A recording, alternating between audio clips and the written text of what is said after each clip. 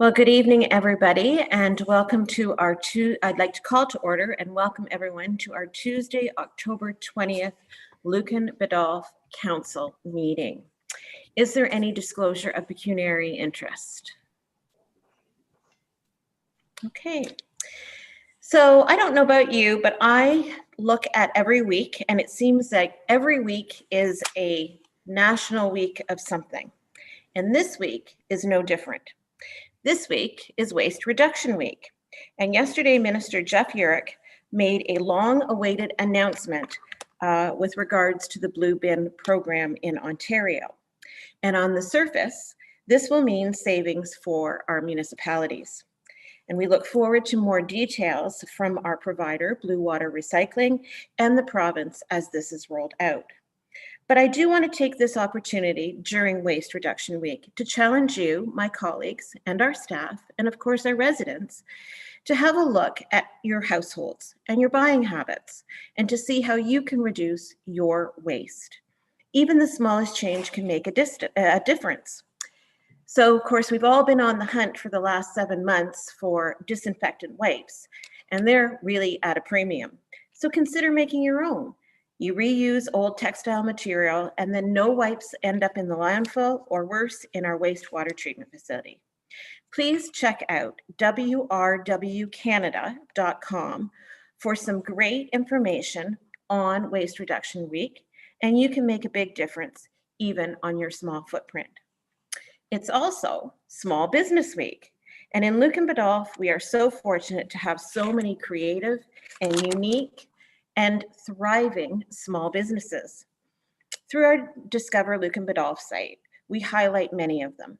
And right now we are hosting a Shop Local campaign that has gained much interest across the community. And as I continue to remind you, now, perhaps more than ever, it is important to keep it local. If you can purchase something locally, please do. Finally, this week is also Local Government Week. How fortunate are all of us, staff and elected officials alike, to work for our community like we do. I want to take tonight to thank our staff for the work that all of you have done for Lucan Biddulph. This year, well, it's been quite a year, and you have all risen to the challenges that you have faced. You've adapted to new work protocols, new workplaces in some cases, and all of it seemed to change on a daily basis. And you've adapted so well while keeping the business of Lucan Biddulph going. Thank you for all of that. To my colleagues around the Horseshoe, thank you for your representation. I know that you love your community as I do. And you approach every decision that is made in the best interest and with the vision of how to make Lucan Biddulph a better place. Council and staff, you are incredible ambassadors for Lucan Biddulph, and I'm thrilled and I'm honored to work with each and every one of you. So with that, we move into planning. It's been a couple weeks since we've had planning, and we're making up for it tonight again. We do have to adjourn our regular council meeting to sit as a committee of adjustment under the Planning Act. So I will entertain a motion to do that, if I can get a mover and seconder. I'll move that. Councillor Reagan and Councillor Westman. And all opposed? And that's carried. So the first application in front of us is a minor variance application with regards to a property on Butler Street. And Dan, thanks for joining us tonight. It's great to see you. I'll turn it over to you. Yeah, thank you, member. Thank you, members of the committee and Madam Mayor. Just going to, Lisa, is it possible to share my screen? I just did, Dan. You're good. Okay. There we go, just so for everyone's reference there. So the application that we have before the committee tonight is with respect to a property located on the south side of Butler Street, on the southwest corner of Butler Street and Stanley Street, which is requesting a minor variance to reduce the rear yard setback to permit the construction of an addition and to increase the maximum permissible size of a home occupation. The subject property, as seen here, is a 0.25 acre or 1,021 square meter parcel and is municipally known as 231 Butler Street. The lands are generally surrounded by residential uses on all sides, and they are designated settlement area in the county official plan, residential in the local official plan, and zoned a residential second density R2 zone in the township zoning bylaw. So as shown here on the plan, the owner is requesting permission to reduce the rear yard setback requirement for the lands to 3.02 meters, whereas the zoning bylaw requires a minimum setback of 7 meters. And you can kind of see it over on this area over here. The purpose for doing so would be to permit the construction of an addition off the rear of the existing home. The applicant is also requesting to increase the maximum permissible size of a home occupation to 69.7 meters squared, whereas the current zoning bylaw states the maximum permissible size of a home occupation shall not exceed the lesser of 25% of the area of the home or 40 meters squared. In this case, it would be 40 meters squared. The applicant has stated that the increase in size of the home occupation is necessary to accommodate the specialized equipment used for a personal training facility that's run out of the home occupation. No comments were received from the public during the public notification period of the proposed minor variance. I just want to make that clear that we did not receive any public comments on this particular application. We had only received staff comments from internal departments and agencies with respect to the application we have here tonight. Most notably, the chief building official noted that they would not be in support of expanded permissions to a maximum permissible size of a home occupation based on a potential for future conflicts within the residential neighborhood. Staff have reviewed the proposal against the Planning Act tests, the local official plan, and the local zoning bylaw. Respecting the request to reduce the rear yard setback requirement, staff do note that the proposed format of development is in keeping with the residential character of the area. Staff also believes that the proposal is minor in nature and would not pose a negative impact to the neighboring property, given that the rear yard of the subject property abuts an interior side yard of the neighboring property. As such, staff do not anticipate any negative impact to the neighboring property by extending development towards shared property limit. Additionally, staff note that the proposal meets the intent of the zoning bylaw by maintaining access and providing an amenity space for the residents, while also buffering the neighboring developments. Lastly, staff are satisfied that the proposal meets the intent of the official plan, giving the residential designation of the lands.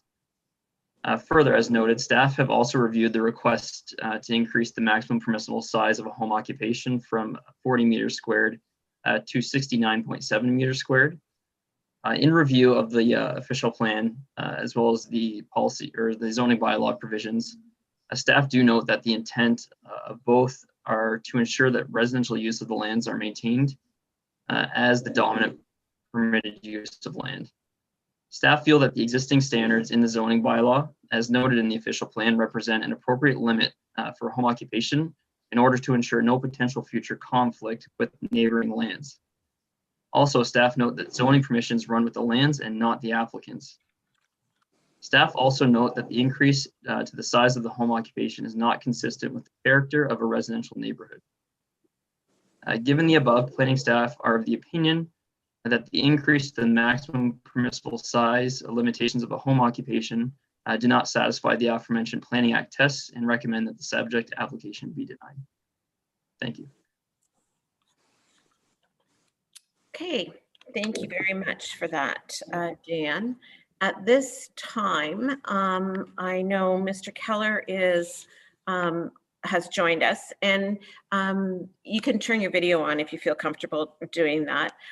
Is there anything that you would like to say at this point before I open it up for questions and comments from the committee? Just 1 second here. I'm just trying to open up my video here. Just 1 second here, please. Mhm.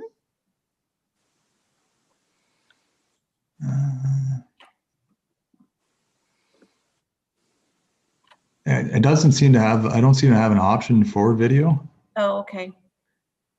I don't know, maybe as an applicant, maybe as a attendee on a webinar, you can't, maybe. I don't I have know. the option to mute and unmute, but I don't see a video option. Okay, that's too bad. That's too bad. But we'll recognize you. And if you want to say anything at this point, Mr. Keller, now's your opportunity. Oh, I think he's muted. now he's muted. Yeah. And I think I'm good to go with video here as well.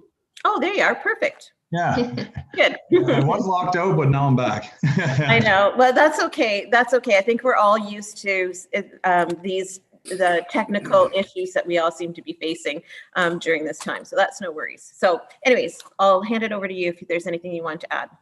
Okay. First off, one of my friends is joining me, Matt Farrell. So he's helped me out with the application. And another one of my friends, Rex Santos, he wanted to come along and join in as well, as he's helped me out with some of the planning as well. Okay. Yeah, so just introduce myself a little bit. My wife and I have been living at this location for about 10 years. And in that time, I've been running a personal training studio from my garage. And I just want to say in that time, like we haven't had any complaints, even though I have been running a business from my house. My wife and I are both teachers. That's our first income. And the home business with the gym is just another passion of mine and has worked really well in the past. Yeah, so when I decided to do the application, I did talk to some other people in different areas, and talking to them, they thought that it would be a pretty safe bet that the variance would be accepted. And the reason being is that my home business, it's a little different than others because you do need specialized equipment to do it well. So I understand, like with a hairdressing service or a registered massage, you don't need a lot of specialized equipment. Over the last 10 years, I've probably spent about $35,000 on fitness equipment, and just things are getting too tight. So with that, we did hire an architect to make sure the outside of the proposed addition would actually be an improvement on our current home, and there'd be no observable differences from the outside, so no one would know there's an actual training studio there. Something else I want to point out is everything has been one-on-one training or two-on-one, but 90% has been one-on-one, and I've not done any group training and don't plan to. So to hear that it was kind of turned down before we were able to discuss it, obviously is a little frustrating on my part, because I feel like I do offer a great product, a great service for the community, and allowing for the addition would allow me to offer even a better service for the clients that are coming in. The other thing is we have two small boys, they're 6 and 4, and right now the training studio is in a garage. So with that, we can't use our garage. So we thought, a good step would to be expand off the side of it so that we could get our garage back as well. When we were planning this out, I did do a floor plan with my equipment that I have right now. And to me, I think it's really important that I think if I didn't ask for a variance, I could have continued with my business and expanded into another area, but I wanted to do things by the book and actually make sure I was transparent and straightforward with everything. So I just kind of find it a little frustrating that if I would have continued with what I was doing and just moved it over to our new addition, no one would have known the difference. So I just feel like it's kind of frustrating that I went around things the right way, and now I might not be able to go along with what I had planned. With that, I'll let Matt do a little talking for me. He's a little better with the actual guidelines. I just want to say that I wouldn't mind adding a couple documents and sending them over of some feedback from my clients, and basically how excited they were for a chance to improve my training studio. Are you there, Matt? Yeah, I'm here actually, and thank you, Madam Chair, and the committee members for the opportunity to present tonight. As Dion said, I'm a friend of his. I've known Dion and his wife Janelle for probably 20 or 30 years now. His wife Janelle grew up in the area that I live in and work in now. I'm not a planner by trade, so Dion was actually scraping the bottom of the barrel and asking for help when he listened to my assistance. But I am the manager and the manager of building and planning for a municipality in Southwestern as well. So I am experienced in working with committees and dealing with planning applications. It's one of my roles for the municipality that I work with. I don't disagree with the planning report put forward by Dan, Mr. Fitzgerald. I think he did a fantastic job of doing that. And he has to recognize that you know, the property, the use of the property doesn't stay with the owner; it goes with the property. One of the benefits I have is that I know Dion and I know what he does, and I gave him the advice to go forward in obtaining the minor variance. First off, as Dion noted, I don't want him to have to ask for forgiveness. I wanted him to ask for permission. I feel it's always important that, you know, residents follow the rules as provided. Part of my role is to enforce those rules, so I don't want to be the one that's going back and correcting the things after the fact. But with the type of facility that Dion runs, and as you mentioned, he has been running it for 10 years, it is very specialized. It's a professional use. It's not your characteristic big box gym or fitness facility or loud open space. This I would recommend you look at this as basically a prehab facility. If you're thinking about rehab in terms of massage therapy or physical therapy, this is prehab where you train people not to get hurt, or you train professionals that are going to excel in sports or whatever discipline they choose. And it is very one-on-one oriented. So I know that you can't take that into account when considering the variance itself, but you know, I just feel it's important that you understand that information.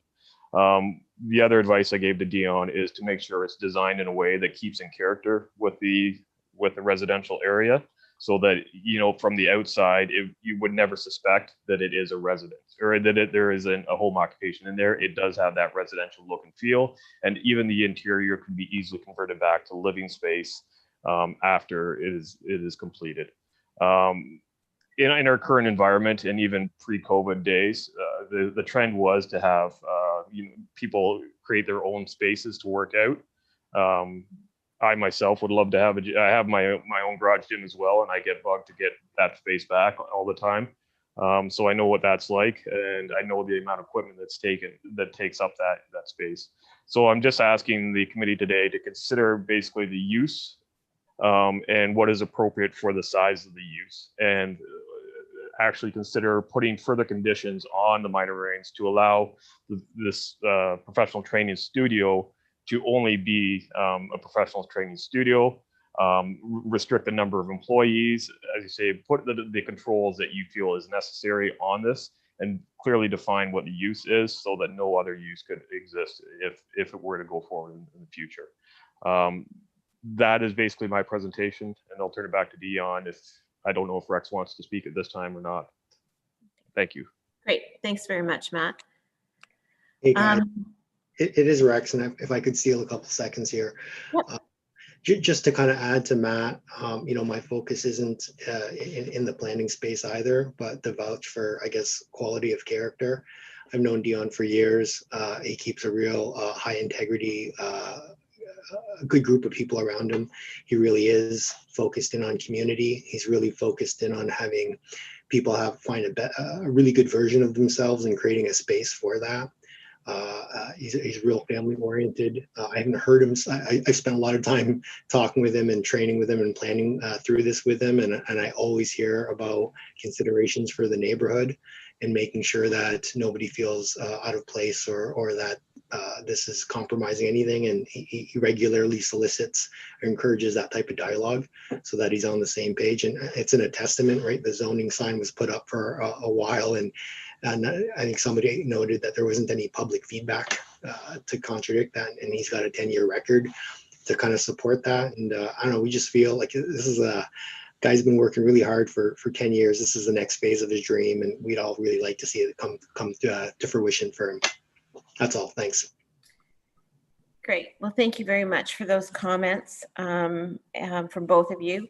And if you don't have anything at this point, Dion, to offer, I think I'll turn it back to the committee to have some discussion. And they may ask specific questions of you, and we can go from there.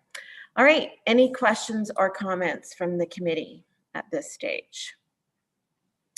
Councillor Westman. Yeah, I mean, I guess my not concern, but my my continued thrust forward with any planning matter is it doesn't lie with the individual. I mean, something could change, you know, the nature of the family situation or something, and you folks could move away, and we're left with a property that doesn't conform with the bylaws and with our official plan. So my concern is there any way that we can adjust things to get it closer to, so that our planning staff can make a better recommendation for you? That's my concern. So. Okay. Deputy Mayor. No, I agree with Alex. When I first went over the application, I am, just so you know, I am in favor of it. However, I'm only one vote. Today, council did just review your email with Dan, so we just got it in our package today. So it is new information for us. It's very evident you need the space because of your equipment and not the volume of people or staff. I mean, that's very evident. And I like your proposal. I like your honesty. I want to see that it passes. So I think my best move on your behalf is to ask to have this deferred to November 3rd for more staff information on some maybe restrictions we could put on it in case it ever changed hands, and then vote on it November 3rd, hopefully with a successful vote to what the applicant has provided us with, a couple potential restrictions that staff could recommend to us. So. Okay. Any, Councillor Reagan. Sorry, I'm agreeing with the deputy mayor. I understand with and with Councillor Westman. I have a couple of questions concerning you. I might be asking Dan, but to talk of restrictions, more to Alex's point about whether or not there's ever a new owner. The other thing that I'm concerned about, and maybe Dan can answer these later, the other concern I have is it says in the report that we may not have had all the information from neighbors. Now, was that email we got today? Was that supposed to clear that up? Because I see that in the report, that we don't have the benefit of all the information. So that concerns me a little bit. The other question I have maybe for Dan too is that what's the difference between a minor variance and a major variance? Because you keep saying this is a minor variance, and I'm looking at numbers and I don't know if it's minor or not. So I don't know how to make, and again, I'm going with I agree with the deputy mayor. I think if there's that new information, we need to think about this a little bit more. That's sort of the line. So where is that line, I guess? So I'm gonna leave those questions with Mr. Fitzgerald. So just before Dan answers that, I think that's a struggle for a lot of councils as to that term minor variance. So you're not the first one to ask what does it mean? I always try to be original, but I guess not, so. Okay, Dan. Through the chair to Councillor Reagan.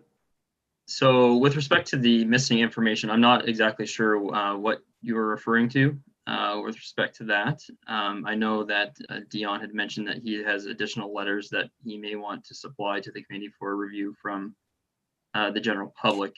However, I'm not sure as to what other additional information that is missing.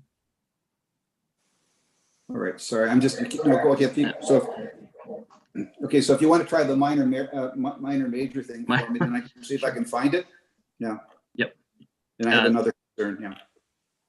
Sure, no problem. With respect to what is a minor variance? So when we as planners in the county, we review minor variances based on not necessarily the actual figure that's involved in the variance, but rather what's the cumulative impact of a variance within the existing neighborhood. So what we look at is not necessarily saying, oh, well, this is a 100% increase. It's, well, what is the impact of that increase within the existing context of the neighborhood? So in this particular case, what we were looking at was not necessarily with respect to, Mr. Keller's application for a personal training facility. It was, what's the cumulative impact of a potential business in that space that is able to locate itself in that space, regardless of whatever it is? Because at the end of the day, that's what the request is. It's not for a personal training facility. And we would have to go back and look if we can actually restrict that through conditions. So at the end of the day, the use in the bylaw is home occupation. It's not home occupation / personal training facility. So we would have to go back to our legal staff to determine whether or not we can restrict that based on a specific use of the lands, if that's what the committee wants to do. But yeah, like I said, it's the cumulative impact of what the variance is as to whether or not we would consider it minor or major. Right, actually, it's on page 5 of the report, halfway down, it says, the opinion is provided prior to the public meeting and without the benefit of potentially receiving all comments from agencies or members of the public. That's what I was referring to on that. The other one too, and then Yep. I'll be done, is under the chief building official, there's a comment that I'm not sure why it's there. It refers to investigating complaints with respect to fitness center use. And I just don't know why that's in there, because I don't think that, I'm just not speaking to this application. I'm just wondering why that would be in there. Would that have anything to do with this application whatsoever? I don't know why it's in there. Can you explain that to me? Yeah, through the chair. So with respect to the comment about additional information, that's one of our standard boilerplates that we add in just to make sure that council is aware of any additional information that may be brought up with public to have consideration of that information. So if there is a concerned public member that has information that staff are unaware of at the time of recommendation for the writing of the report, that council should have regard for that information as it's brought forward by the public. And then with respect to Arnie's comments, the inclusion of that that bit of information is really with respect to the potential impact of the proposed use that the applicant is requesting as a personal training facility. I know there are opinions out there that the potential use could cause an impact to the adjacent properties, be it through noise, vibration, whatever that might be. And that was the intention of including that comment is based on pre-existing knowledge of situations that have occurred in the past, that committees should be aware that there is potential for conflict of noise, and maybe not necessarily for Mr. Keller, but again, as noted previously, any types of approvals run with the land, not with the person, for a minor variance. So that's very important, I think, for council to for committee to understand. Great, thank you, Dan. Thank you, Madam Mayor. Okay. Any other Councilor Masterakis, and then I'll turn it over to you, Mr. Keller. Oh, thank you. Okay. Hi, good evening. I've only heard good things about you and what you do and your wife. It's all been positive in who you are in the neighborhood in this community. So So good positive things happening obviously there. I think I'm along the lines of what's being said already is things are changing as well on how we live and work. So this may be an item that comes up more and more, that we need to look at flexibility around what it means around the home office or occupied business. So I agree with maybe going back to see what restrictions, how we can frame this. We're looking at how this aligns, obviously positively, socially, positively, health-wise for our community, positively for people that don't have to drive to other communities to have workouts, and so environmentally friendly, as you might say. But if there's a way to restrict the use or have a reversion or have a probationary period, or that aligns with your business plan and such, that you're looking to have this, hopefully it gets bigger and maybe you go commercial after or something different down the road. So maybe some alignment, and I'm not sure how that's possible as a newer council, as Mr. Regan. Is there some alignment we can do there to help support business in our community and help support our own, but ensure that this doesn't create other issues for future owners or neighbors as well in the community? Okay, I think that was more comment. Appreciate that, Councillor Mastrakis. Dion, did you have something that you wanted to offer at this point? Yeah, just a couple quick points and then I'll be finished. I did talk to my immediate neighbors, and I'd just like to say that there was no negative feedback at all. On the opposite, I think they know how much work I put into things over the last 10 years. And I'd say more that the neighbors were more excited for the opportunity that might come up versus any negative. I also wanted to say that, like, when we were planning this out, we really did want to do everything as well as we could for the community and be straightforward with everything.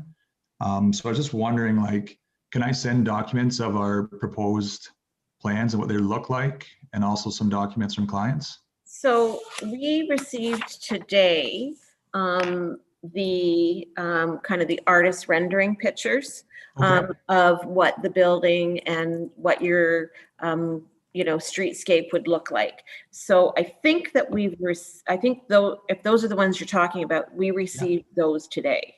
Okay. So I just want to point out, like, we put the windows really high.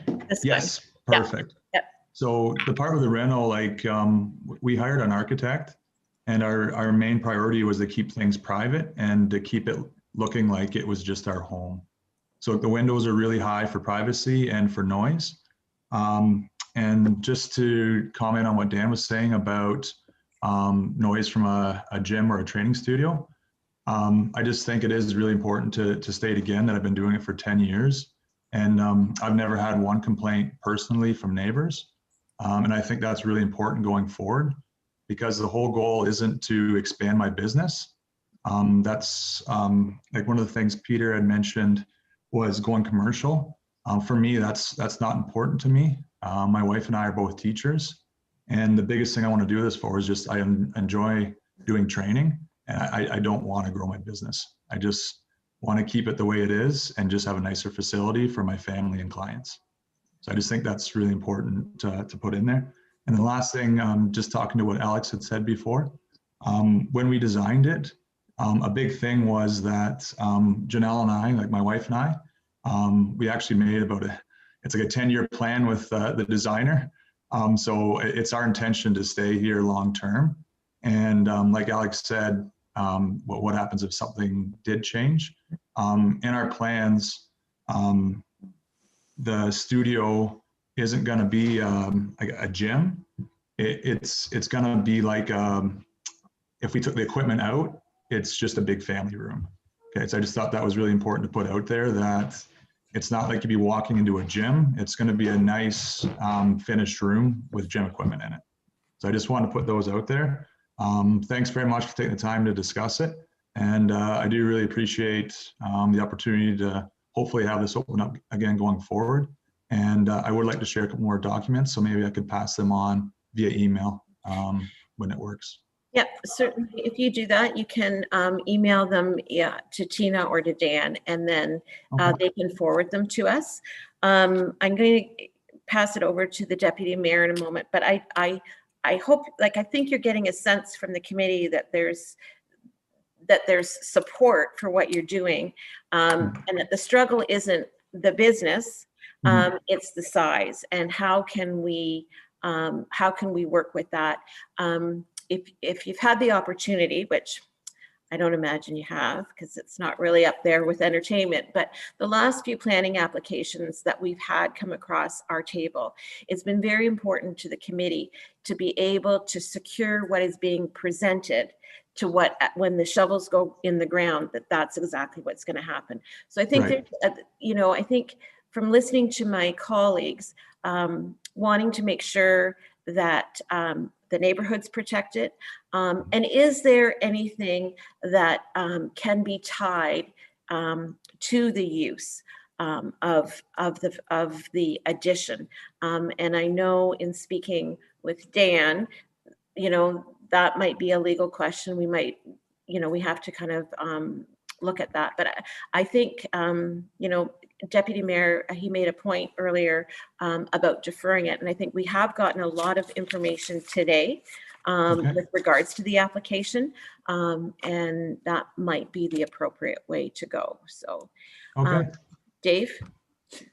Yes, no, exactly. I want to make a motion to defer this for, ideally, if staff hopefully can have things together for November 3rd meeting, so we don't hold this up. And the only reason I'm deferring it is because I feel there's a better chance of this passing, and I want to see it passed. So I'd like to make a motion to just have it deferred to the next meeting for more additional information. Okay. I'll second the motion. Seconded by Councillor Regan. So is there any discussion on that? Are we good? I mean, sorry, is there any discussion on that motion on the floor? Okay, with that, then is anybody opposed to that? All right, so that's carried. So if you want to send that information off to our office, we'll get it. And then I'm sure staff will be in contact with you the next few days as to what the next steps are on that. Okay, thank you very much. All right, thanks. Okay, moving on now to our next one with regards to the Westdell. And I guess maybe I should just ask before we move on, Dan, that's good for that application. You don't need anything else for next steps on that one at this point? Through the chair, yeah, no, that's correct. Just defer for more information to come back to committee. Okay, perfect. Okay, so we'll move on to the next one, which is a consent application with regards to the property owned by Paul and Sue Manders, but the Westdell Development Corporation and the planning agent will be speaking to this. I think we've got some of their representatives in attendance in the attendee, maybe. So, Madam Mayor, if I may, I believe Dave Traer is there, so I'm just going to click on him to allow him to talk, and then he can maybe let me know if there's anybody other than Laverne Kirkness, I believe, is with him. So. Yeah, Laverne Kirkness is the other one on the list. Okay, so Mr. Traer, if you're there, do you have anybody else with you? Just you and Laverne? It should just be Laverne and I, yeah. Okay, thank you.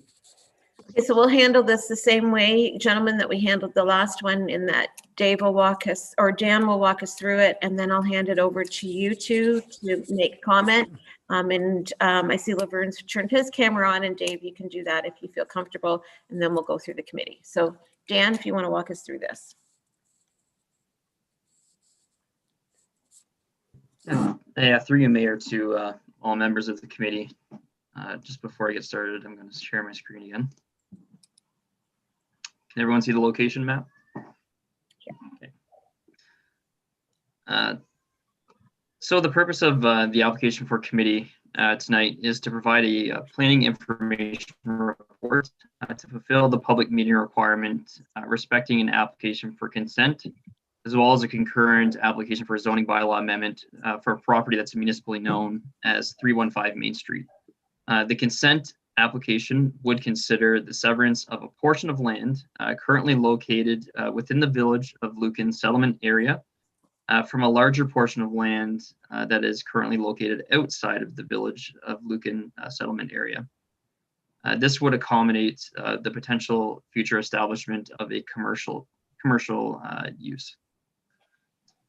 Additionally, the zoning bylaw amendment application would consider a change of the zoning of the lands to propose be severed from the general agricultural A1 zone to a site-specific highway commercial exception zone, which would consider a reduction to the front yard, interior side yard, and rear yard setback requirements, and also add the following uses: clinic, convenience store, office professional, office general, personal care establishment, personal service establishment, place of entertainment or amusement. The remnant farmlands would also be rezoned to a site-specific general agricultural exception zone, which would recognize the undersized nature of the resulting lands. So as you can see here, the subject property is a 21.83 hectare parcel of land that's situated on the south side of Main Street and Richmond Street, or Highway 4, which is at the northernmost edge of Lucan. The lands are also north of the Lucan Community Memorial Center, and as previously noted, municipally known as 315 Main Street. The land is currently surrounded by agricultural lands and is currently a vacant parcel used for agricultural crop production. The northwest portion of the existing lot is within the urban settlement area of Lucan. This area of land is designated highway commercial in the Lucan Biddulph official plan. The remainder of the land is outside of the urban settlement boundary of Lucan and is designated agricultural in the township official plan. The property is currently zoned general agricultural A1, as previously noted, and municipal services currently do not exist to the property, whereas access is maintained through Main Street. The applicant, as noted, has applied to sever a portion of the agricultural lands that is within the urban settlement boundary of Lucan from the larger parcel of land, which is currently outside. The intent of the severance would be to accommodate the commercial development of lands, and the proposal would consider severing a portion of land with a frontage of approximately 220 meters, as shown here, on Main Street in an area of approximately 3.76 hectares. The remnant farm parcel would have a frontage of approximately 251 meters on Richmond Street in an area of approximately 18.07 hectares. As previously noted, a concurrent zoning bylaw amendment application has been submitted in order to establish a site-specific highway commercial exception zone that would permit a reduction to the front yard setback, interior side yard setback, and rear yard setback, as well as the uses previously noted. Also, the remnant farm parcel would be rezoned to a site-specific general agricultural zone, which would permit the undersized nature of the land. Upon circulation of the application, planning did not receive any public comments regarding the proposal. Also, staff comments have been included in the information report provided to committee and council today. Planning staff have reviewed the proposal against the Provincial Policy Statement 2020, the County Middlesex Official Plan, as well as the Township of Lucan Biddulph Official Plan. Several policies have been identified in the planning report, which will be utilized to prepare a recommendation for council. Generally, staff note that the PPS and County Official Plan provide a high level of policy objective, which promote development within existing settlement areas where appropriate servicing hierarchy exists. This ensures efficient and economical formats of development. Likewise, both policy frameworks encourage a mix and range of uses, while also promoting economic development and employment opportunities for local municipalities. The Township Official Plan also provides a local level of policy direction to guide development of the lands. As previously noted, the lands are designated highway commercial in the local official plan. Section 2.1.3.1 more specifically states that the areas designated highway commercial shall be characterized by uses that cater to the needs of automotive, the traveling public, and single-purpose shopping trips. They are encouraged to provide appropriate internal links to minimize vehicular entrances and requires to provide a high standard of site design, creativity, and amenities. Additionally, planning staff will have regard for Section 8.4 of the Township Official Plan when evaluating the proposed consent application. Given the above, staff recommend that council receives the planning report as information tonight. Thank you. Okay, thanks for that, Dan. And I guess I will turn it over. Laverne, are you going to speak to this?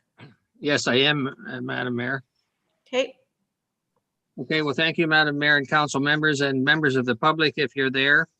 Of course, Purpose Consulting has been retained by Westell Corporation to assist in their zoning.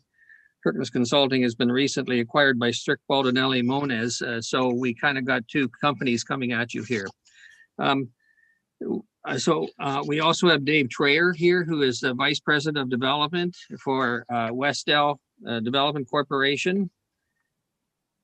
We can't see him, but he is there. And Yeah, I'm here.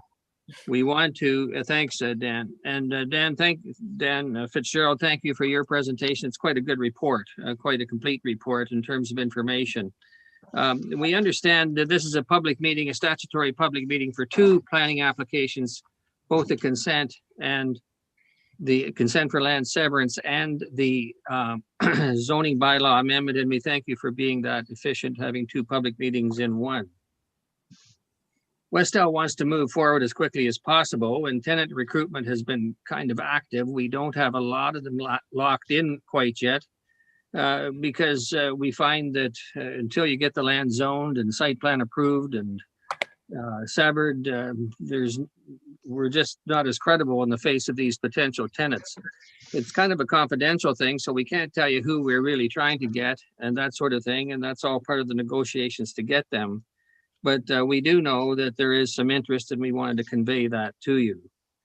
I think that what we're really doing here is fulfilling a vision of the official plan. It is, the lands are designated highway commercial. They aren't zoned though, and that's of course what we're here for tonight, at least in terms of public information. We are also within, at least the consent application aligns with the settlement boundary. So in the north end of Lucan there, we have highway commercial. It goes right to the settlement limit, and that's the extent of the consent of the property. So the two are coincident. So we're asking for the standard highway commercial zone, but we need some added uses, Madam Mayor and council members, mainly because of we just know we can't seem to get the traditional small shoe store and retail clothing store and that sort of thing. So we end up trying to get more service-based uses, dealing with health, some office-based, personal care and that sort of thing. And that's why those additional uses are there. The exceptions to the zoning regulations really have to do with, in some part, with the 3-meter setback. Today, urban design standards suggest that we have some uses up along the very frontage of the site. And so we have proposed a couple of, made space for a couple of restaurants, and there's a gas bar, car wash, C-store facility as well that kind of provide, well, the urban design people call it a more animated public street. People are walking by there, and we know it's a highway, but people may still walk. That it's nicer to have buildings than parking lots to walk past. Now, we're anxious to hear from the public, of course. So, but there was just one matter that seems to be part of the discussion that we were having, and it has to do with conditions of consent. And as you know, when you grant a consent, there's usually 10 or 12 or 8 conditions. And one that we're discussing with staff, which they kind of say is kind of typical, is a condition where the servicing would be required of this site before the consent could be finalized. And you probably also know that we have 1 year to do that, or the consent lapses. And this means that Westell would have to come up with about $500,000 to service this site once the decision is made, if the consent is granted. Westell feels this is hardship and asks that this not be a condition of consent. And there's really two major reasons. One is because of tenants. The potential tenants can't make any formal commitments without the zoning and the site plan approval in place. The site plan has a schedule in it that defines the property to which it applies. And if we don't have the consent, then it would apply to the whole 54 acres, which of course, most of it wouldn't really apply. So it makes it kind of complicated. I guess we just need to say to you that the Westell, to market these spaces, they need to have the confidence of these approvals behind them. The other reason is of financing, and the lenders, they require you to know what parcel it is that you are defining that they're going to help you finance. And otherwise, again, the 54 acres may form part of the security which encumbers their lands which aren't even part of the development. So in the end, we kind of have three things. We need approvals from the municipality, and we need financing to get the thing built, and we need tenants. And that all that is kind of a delicate relationship. But if Westell is, again, having to put out that amount of money to get it serviced within the year, and before they get the tenancy done, it could be a showstopper. So, and I think maybe, Madam Mayor and council members, I mean, Westell is a developer. They bought the land to develop.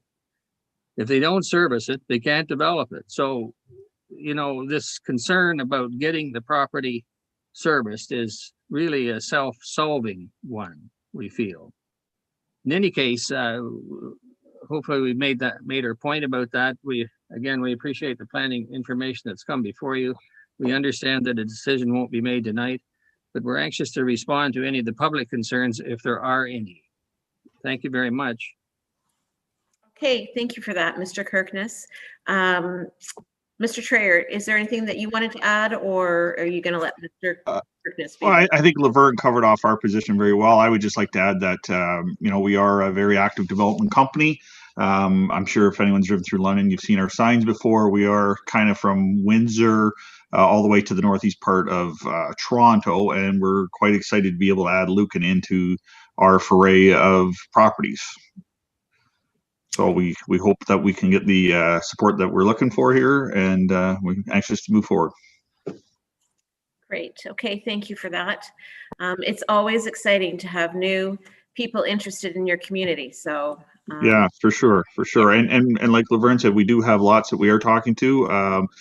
Again, the confidentiality, we can't disclose that at this point, but I think everyone would be very happy with the people that we are talking to. Okay, thank you for that. Okay, questions or comments from the committee at this time? Deputy Mayor Manders. I'm just wondering, I guess, on potential of the property down the road as far as turning lanes, traffic lights if needed, sidewalk ideally out to that site. Is that whose responsibility is that, and where does that lie? Okay, who would best be? Jeff, do you want to take that one? Yes, Madam Mayor. So when we go, there's a number of things Deputy Mayor mentioned there. The first one was traffic. Obviously, with this project moves forward, there will have to be a traffic study done. There is room for 4 lanes across there. The MTOs also commented similar requests on that. So there'll have to be a traffic study done, and then and when that study's done, it'll show whether there's turning lanes needed as part of that development out front. So, and that would be the one of the requirements of moving forward would be to either put the turning lanes in or that sort of thing there. So, and then moving to the next comment about extending the sidewalks out there. That was one of my, I wouldn't call it a concern, but I think it needs to be addressed that you put this commercial complex out there, and they will develop their section, and everything will be done there. But at that time, there also is a pressure then to extend out drainage, sidewalks, light standards, that sort of thing. Yeah. And that would be the municipality would have to look after that. Now, having said that, a couple of things in the background is there already is a bit of pressure to start looking at sidewalks going out there. We already have a couple of businesses in that area that do not have sidewalk, and there's already been a couple of comments about street lighting at that part of town. Having to go all the way out there, though, it would be a considerable cost. Having said that, commercial properties, we do not charge development fees at the present time to cover that extension. But in our discussions with BM Ross, it was pointed out that growth in the town, you do need to expand your roadways, and you do need to include these projects under the development charges. And one of the things that was pointed out to us, traditionally projects are brought forward, we collect money, and then the projects are done. But there is also the ability to work backwards. You can do a project, set the amount that is paid for it, and then as development shows up, then you recoup your costs through development charges. So that extension of urban services and the extension of the buildup going out can be put back through development charges. The only thing, by working backwards, you have to make the investment, and then you recoup your costs as you go forward with development. So that would be the ideal solution to move forward by bringing those services out there. So I hope through the mayor, that the deputy mayor, that kind of answers your question. I guess the only somewhat answer, if it's deemed that there needs to be turning lanes, then I assume that's by the developer would be the and through the mayor, yeah, that's correct. So anything that has to do with the project itself will be part of the development. Once you get past that and get into other aspects of maybe more curve or 4 lanes that are beyond that project, that becomes the municipalities. And pulling the infrastructure as far as sewer goes to that site, is there a comfort level from the developer and our staff as far as the ability and how cost prohibitive it is, and it is not an issue, or is that something that you find out after this? Yeah, and through the mayor, so just to comment on the 3 traditional services of water, sanitary, and stormwater management. We've talked about the water is 6 inch, and it's just basically by the office, just past the office. So that would have to be extended, and that would be a cost of the development. It's there. It's not. We've talked about there have to be a road bore under Richmond. A lot of this has already been talked about with the developer. That's not an issue for the municipality. We have the water. We have the water there. It's just the extension will be part of the development. Sewers. Again, we've talked with the developer. We know that there's going to have to be a force main to the nearest manhole, which again is near the Lucan Architect building. Again, it would be a private pumping station, or that would be temporary until future development down the road, say 10, 15 years, when we could incorporate it into a sanitary system that takes up that whole area. But we've talked about that. The volumes would not be a lot going into the system, so the existing system could handle it. So sanitary, again, we've talked with the developer, the sanitary is not an issue.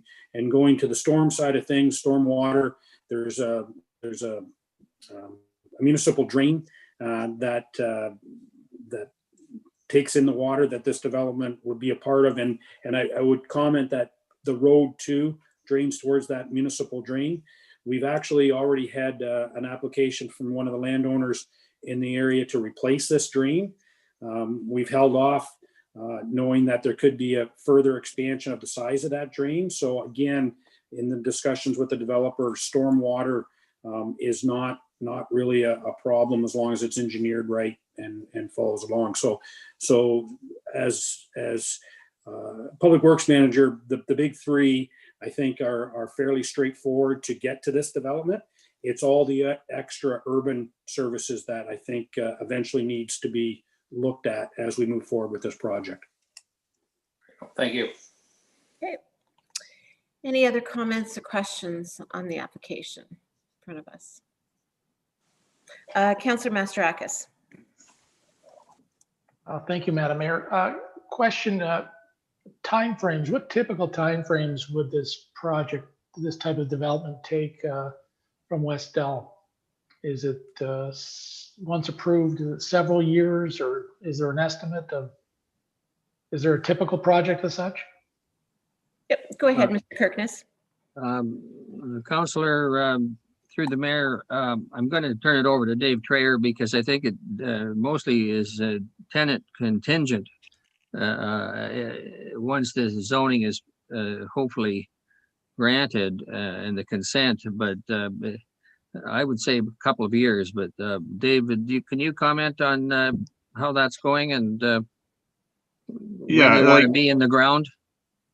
Well, you know, in a perfect world, you know, we would like to be in the ground next year with this project. But to your point, Laverne, it does matter tremendously on the level of interest and the leasing that we are able to obtain, and then of course all the municipal approvals. You know, if there's a lot of let's say there's a lot of public pushback or what have you, what could be next year might become 2022. Hopefully that's not going to be the case. Our plan is to be in the ground, I would say hopefully within a year's time, so that these businesses would be able to operate in 2022. Thank you. Does that answer it, Councillor? Yeah, yes, there's obviously a lot of if scenarios, but yeah, thank you. Okay, thanks for that. Councillor Regan, did I see your hand up? Yeah, I'm just kind of maybe I missed it, maybe a little confused. The $500,000 cost is when we're talking about that, are we talking about the turning lanes and the sidewalks out in front of this development? And I guess to Jeff, I'm just confused as to what exactly would we be responsible for? And I hope I didn't miss that, but I'm just getting a bit confused because I'm talking about the $500,000 that is that supposed to be for the developer? That's what it's going to cost them to develop out in the front of there, do the turning lanes or whatever they have to do in the sidewalks. How far does that go? What exactly are we going to be on the hook for?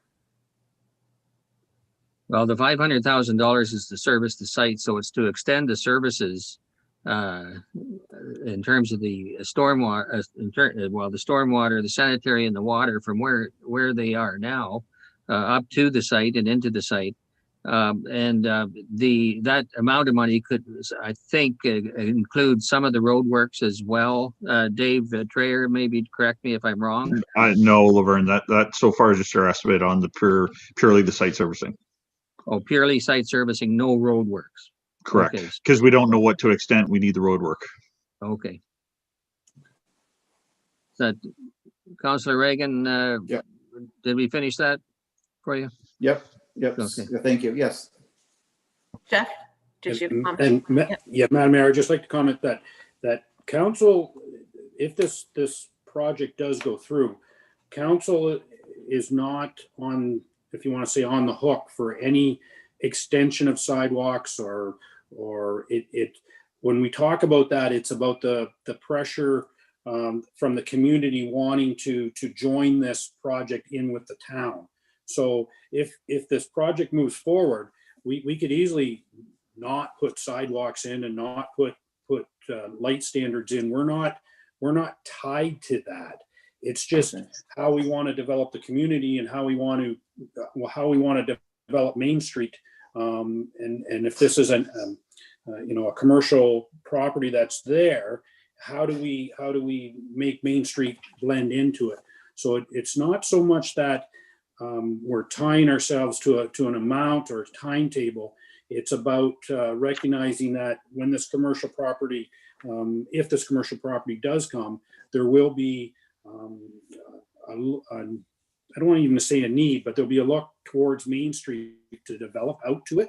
And I think that's what I'm getting at to Councillor Reagan, is that I think we're going to look at this part of town and see what else is out there. This isn't the only inquiry so far to this part of town. There's other stuff that has also been inquired about what's going on out there. So I think it's a future planning matter for the municipality as well, is what I'm getting at. Thank you, Madam Mayor. Thank you, Jeff. Thanks for that, Councillor Reagan. Any other comments or questions from the committee at this point? Okay, so with that, we will have to adjourn our committee of adjustment and then convene a public meeting under the Planning Act to deal with the zoning amendment application. And I think what we'll do is we'll deal with the report acceptance one for information at the end of all of it. Dan, did you have something you wanted to add to that? Yeah, sorry, I was just going to say, through you, Madam Mayor, just before you adjourn the Committee of Adjustment meeting, you would need to enter a motion to accept the planning report as information, and then adjourn to the public meeting. So we can't accept it under the planning meeting for both of them? Okay. Okay, so we'll need a motion to accept the report as information at this point. Deputy Mayor and Councillor Westman. All opposed? And that's carried. So now we will need a motion to adjourn the Committee of Adjustment and convene a public meeting under the Planning Act. Mover and seconder, Councillor Westman and Deputy Mayor. And all opposed? And that's carried. Okay. And at this point, Dan, did you want to add anything? Yeah, thank you, Madam Mayor, to all members of council. So we largely went through the information already previous through the committee scheduled item there, but just to reiterate, the request for rezoning on this particular case is for a site-specific highway commercial zone to the lands that are subject to severance. And for the remnant lands would be a site-specific general agricultural zone, which would reflect the undersized parcel of land. And again, with respect to this application tonight, this is for the public meeting component, and the recommendation for council is just to receive the planning report as information. I don't know if there's any further questions or comments with regards to the zoning on this land at this point. It's pretty straightforward, I think. And I should have noted actually in the other meeting that we didn't have anybody register from the public to make a comment. So, and with this one as well, there's nobody. So if there's not any comment from the committee, then I would entertain a motion to accept this report for information. Councillor Mastarakis and Councillor Westman, all opposed, and that's carried. And I see that Mr. Kirkness has already left, but I just want to thank him and Mr. Traer for joining us this evening. As I said, thank you. We appreciate everyone's time. Yeah, no, as I said, it's always great to have somebody interested in investing in your community, and this is certainly an exciting project. So we look forward to hopefully working with you over the next little while. Thank you, Madam Mayor. Great, thanks. We do need a motion to reconvene our regular meeting. Mover and seconder for that, please. Councillor Reagan and Deputy Mayor. And all opposed? And that is carried. Maybe what I will do, if I can get nods of heads from my counterparts, is since we have Dan already with us and we already have the applicants for the planning matter that is going to show up later in the meeting, maybe we can deal with this all now, and then we'll, out of respect for everybody's time, we won't keep you on the meeting any longer than you have to. So if everybody's good with that, then Dan, maybe we'll deal with the 280 Main Street application.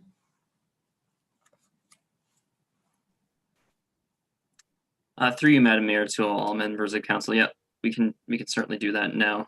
So this item is on part of the planning reports included for tonight's agenda. So just before I get started here, share my screen so everyone can see the location map there. So we have talked about this application twice in the past, one on June 5th or 25th, and again on October 6th previously. And as previously presented, the subject property is approximately 2.18 acres or 0.88 of a hectare, and it's situated on the north side of northwest end, of Lucan, on the north side of Main Street. More specifically, the site is directly west of the township office and library, and existing land uses surrounding the property include commercial buildings to the west, vacant land to the north, the township office and library to the east, and agricultural / commercial uses to the south. The subject lands do contain two separate parcels that are shown here on the location map. And as noted in the planning report, the rear portion of the lands, or the north parcel, is a flag-shaped vacant piece of land. It has a frontage of approximately 18 meters along Main Street and is approximately 1.47 acres in area. Access to the property is provided via Main Street. These lands are predominantly designated residential in the township official plan, with the exception of a portion of the front half being designated highway commercial. Additionally, the lands are zoned a site-specific highway commercial exception C26 zone in the township zoning bylaw, which permits both residential and automotive-centric uses. The second parcel of land contains an existing commercial building supporting predominantly professional office uses. This parcel of land has a frontage of approximately 50.39 meters along Main Street in an area of approximately 0.71 acres. Access to this property is provided also via Main Street. The lands are designated highway commercial in the township official plan and zoned a site-specific highway commercial exception C25 zone in the township zoning bylaw, which includes professional office and auto-centric uses. The subject property as a whole are complete within the settlement area of Lucan and are generally serviceable. As noted in the planning report, the applicant's revised proposal is seeking a site-specific zoning bylaw amendment, as well as a site-specific official plan amendment for the creation of a special policy area for the purpose of constructing two 4-story buildings, both in separate phases. Phase 1 would conceptually consist of a 4-story residential apartment building on the north portion of lands of the site, and a future phase 2 would potentially consist of a conceptual mixed-use 4-story building containing, approximately 36 residential units and a 150-meter square medical office / clinic use fronting onto Main Street. The applicant is proposing a total of 141 at-grade parking stalls. As noted, the rear portion of the lands is designated residential, as well as a small portion is designated highway commercial, and the front portion of the site is highway commercial, which does not permit residential uses.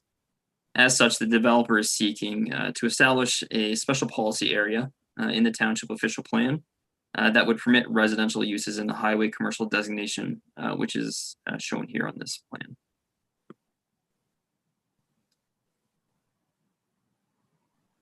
Additionally, as shown here, the developer is seeking to establish a single site-specific consolidated highway commercial exception, C2-10 zone, from the two existing site-specific highway commercial exception zones, those being the C25 and the C26. Through discussions with the planning staff, the proposed zoning would permit the establishment of the following uses across the entire property: apartment dwellings, clinic, multi-unit dwelling and nursing home, office general, office professional, townhouse dwelling, drive-in or takeout restaurant, financial institution, retail store, as well as restaurant. Additionally, as discussed with staff, the zoning bylaw amendment would include the following exceptions to the existing zoning standards. It would consider the reduction of a minimum front yard setback from 56 meters to 16.5 meters, to increase the maximum height from 10 meters to 14.6 meters, a reduction to the rear yard setback requirement from 10 meters to 5 meters, increase the west interior side yard setback from 9 meters to 9 meters from 6 meters, increase the east interior side yard setback to 15.5 meters from 6 meters. It requires a minimum landscaping requirement of 31% of the total lot area, whereas no landscaping requirement currently exists. Require a 10% of the landscaped area to be an enhanced amenity outdoor area, whereas no current amenity outdoor area is required. Decreases the number of required parking stalls for clinic use as 1 per 30 meters squared, whereas currently required is 1 per 15 meters squared. Limit the height area as well as setbacks from building edge of an accessory mechanical equipment on the roof of the building. Require that all dwelling units provide a private outdoor amenity space in the format of a balcony or a patio on the ground floor. And also require a minimum 150 meters square commercial units spanning the entire frontage of a building facing Main Street. A notice of the application has been circulated to agencies as well as property owners in advance of the meeting in accordance with Planning Act requirements. And those were circulated in advance of the 2 public meetings, which were held on June 25th, 2020 and October 6th, 2020. Letters were received from the public for the proposal that was received in advance of the June 25th meeting. And it have been included as an attachment to the report. However, the subsequent public meeting, planning staff and the township did not receive any additional notices from the public. When circulated to the public, no additional comments were received, just for clarification. So planning staff have reviewed the proposal against the provincial policy statement 2020, PPS, the county official plan, as well as the township of Lucan Biddulph official plan. Several policies have been identified in the planning report, which were utilized to prepare a recommendation for council tonight. Generally speaking, the PPS county official plan and local official plan all state that development shall be focused in the existing settlement area and promote opportunities for appropriate mixes of density and housing types beyond low density single detached dwellings. The PPS also directs planning authorities to identify locations to accommodate a significant supply and range of housing options through intensification where servicing is available. It also seeks to promote appropriate development standards to achieve intensification of land in close proximity to existing development and to promote economic development and competitiveness by incorporating mixed-use developments within the existing local community. Staff are satisfied that the proposal and development standards proposed are appropriate and meet the intent of the provincial policy statement. Likewise, the county official plan seeks to ensure appropriate development standards are established for lands and encourages intensification and redevelopment of lands within settlement boundaries. Additionally, it speaks to the servicing hierarchy and encouragement of economic growth of the local municipalities. As such, staff have found that the proposal meets the intent generally of the county official plan. Staff have also reviewed the proposed official plan amendment, and zoning bylaw amendment within the existing context of the local official plan. Staff felt that the proposal to add residential uses to the existing highway commercial designation is considered appropriate given the following, that its proximity to the existing residential permissions on abutting lands. It creates the opportunity to achieve a mixed-use development, and the willingness of the developer to initiate residential policy standards in the proposed zoning. As such, staff are of the opinion that the added residential use to the highway commercial designation through a special policy area is appropriate given the context of the site location. Additionally, staff have reviewed the proposed zoning bylaw amendment against the existing highway, commercial, and residential policies of the official plan. Generally, staff note that the policies guiding residential development seek to limit form, mass, density, and scale to a development standard that does respect and is sensitive to the existing small town character of Lucan. In review of the proposed height, staff felt that the height was appropriate given the increased buffer provided through the east interior side yard setback, as well as the location adjacent to an approved 3-story or 12-meter development. Staff also determined that the proposed front and rear yard setbacks are appropriate given the existing permissions on the abutting lands, as well as design principles to push development towards Main Street. Additionally, the inclusion of a minimum landscape area, minimum outdoor amenity area, and the requirement for individual private outdoor amenity space through patios and balconies appropriately provides a residential development standard which will benefit future residents. Staff's inclusion of a provision to limit the number of residential dwelling units provides council and the public with a degree of certainty of the expected density of the lands, while the inclusion of a minimum requirement of a commercial space along Main Street helps to achieve the existing character established in the mixed-use residential designation of the abutting lands. Finally, a reduction to the minimum parking standard for a clinic use on the lands is deemed appropriate, given a review of alternative zoning permissions. Given the above, staff are recommending that council approve the requested zoning bylaw amendment and that the requested official plan amendment be adopted and forwarded to the County of Middlesex for consideration of approval. Thank you, and I'm available to answer any questions.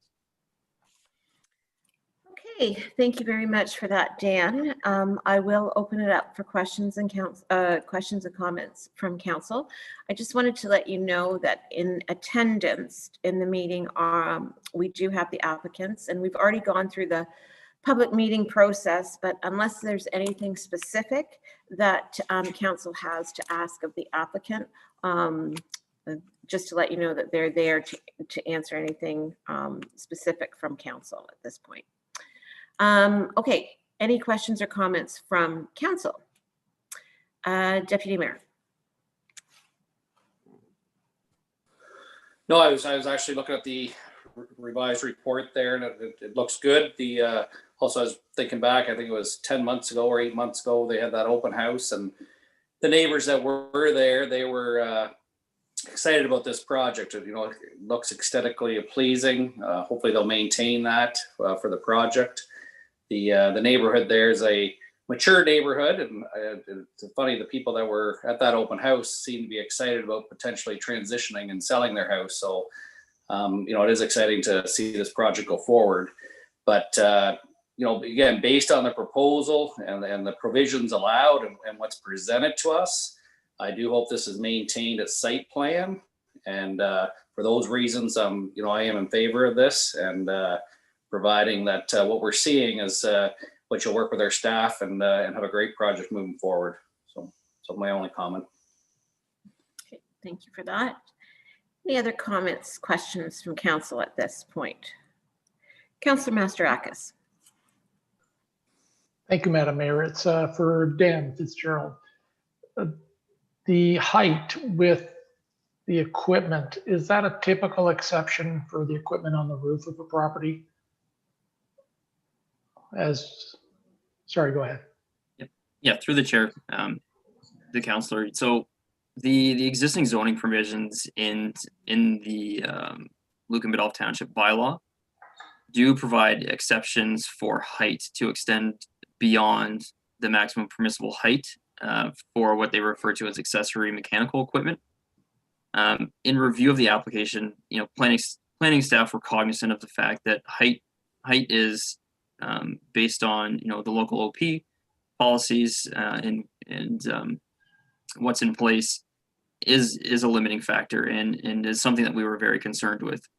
So without physically capping the height previously in the zoning, planning staff felt it was more appropriate to include a provision that would limit any type of mechanical penthouse on the top of the building to achieve a setback standard that would be less intrusive to the neighborhood than being able to cover the entire roof with mechanical equipment. So that was the intention of staff for the inclusion of that specific policy provision was to limit the visual impact of a mechanical equipment area, limit the potential height of it, as well as set it back appropriately from the edge of the building. So when you're standing out there, really it just blends in with the top of the building, and it doesn't create a visual impact to the existing neighborhood. And height related to the previous building that was approved, are they similar heights? Because we've had an appeal on the height of the other one or appeal on the other property. Through the chair of the councilor. So with respect to this proposal, the max height on this particular case is 14.6 meters. The max height in the other case is, I believe, 17.5 meters for the file that you're referring to. It's important to note that the difference in these two scenarios is we have included that limitation on the mechanical equipment area on the roof of this particular proposal. In the other proposal, that was not limited. So they would just be subject to the exceptions for height in the zoning bylaw. So technically speaking, in the other proposal, accessory mechanical equipment could exceed a 17.5 meter height. Okay, in that case. So we were very cognizant of that we wanted to limit that in this particular project. Okay, thank you, Dan. Okay, any other questions or comments? Okay, seeing none, we can entertain a motion either to accept the planner's recommendation or not at this point. And then depending on how that goes, then the bylaw we can pass later on in the meeting. Councillor Westman. Yeah, I'll make a motion to accept. To accept? Yes. Seconder? Councillor Regan? Any further discussion, comment? All opposed? And that's carried. Thank you very much. Okay, thanks, Dan, for walking us through those reports. And I'm sure you want to stay for the rest of the meeting. Thank you to the Madam Mayor. I'll stick around for sure. Okay, thanks, Dan. Like, you don't have to, but we're glad to have you. Okay, so moving on now to the formal part of our meeting, I guess, to our minutes. You've had them in front of you from October the 6th. And unless there's anything that needed to be corrected, added, or amended, I would ask for a motion to approve those as circulated. Councillor Regan, and seconded by Deputy Mayor. And all opposed? And that's carried. So if we go to business arising, you will notice that we've added two new discussion items to the business arising. And of course, that came out of our discussion during our last council meeting. And unless there isn't anything else that wants to be added, I think everything is ongoing. And those two, you've got some other dates that we'll be discussing those items at. Okay. Correspondence. As always, we've received a number of items. Council has not highlighted, or excuse me, staff has not highlighted any specific item. And I would ask council if there was any that you would like to have spoken to. Councillor Masterakis. Thank you, Madam Mayor. Yes, the staffing levels in firefighter safety, if we can talk around that one, and how does that impact our municipality? So that is communication number 3. Right. That's from the fire marshal's office. Ron, did you want to speak to that?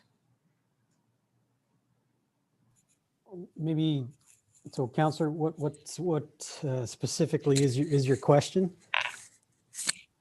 We had discussions before. Are firefighters employees, or are they not employees? And I've had a couple of different answers. So this seems to tell me they are employees of the municipality and we have responsibility over them. Well, is that correct?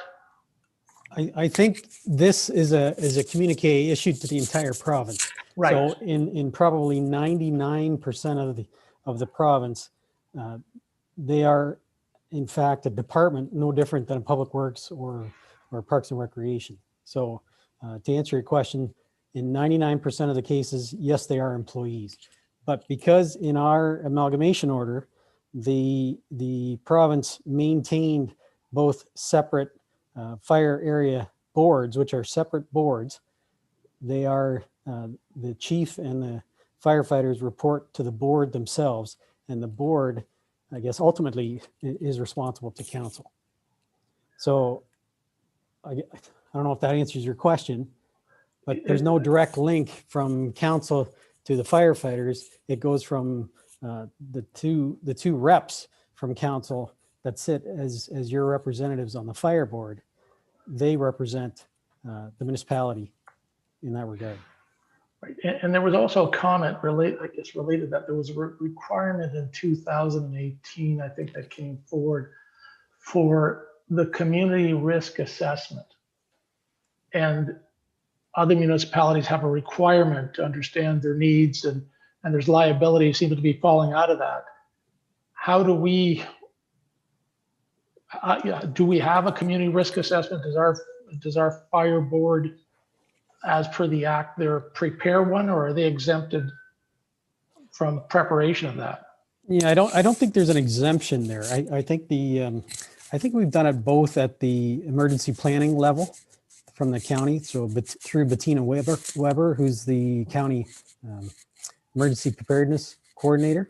So I think we've done one at the municipal level through that committee.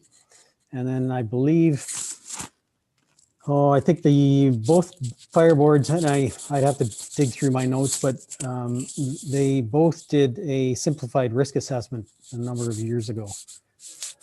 My understanding is has to meet the requirements of the fire marshal's office. So can we confirm that there is a risk assessment? And can we confirm under the act, if we're required to as a council, that it meets the requirements of the office of the fire marshal?